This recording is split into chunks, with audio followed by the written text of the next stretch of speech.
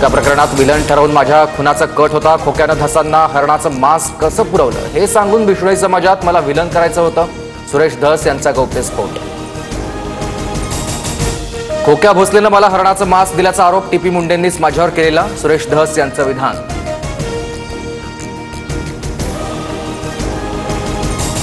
सुरेश धसांकडून सहानुभूती मिळवण्याचा प्रयत्न. खोक्या हरणाचं मांस धसांना द्यायचं असं स्थानिकांचंच म्हणणं. धसांच्या आरोपांनंतर टीपी मुंडेंचं उत्तर.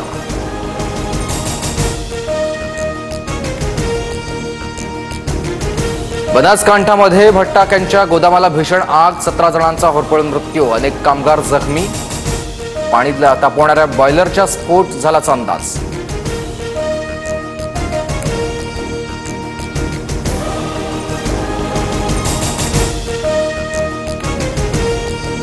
जेजुरी गडावरील भंडारात भेसळ. भाविकांच्या आरोग्यासह जेजुरी गडालाही धोका. भंडारातील भेसळ रोखण्याची माजी प्रमुख विश्वस्तांची मागणी.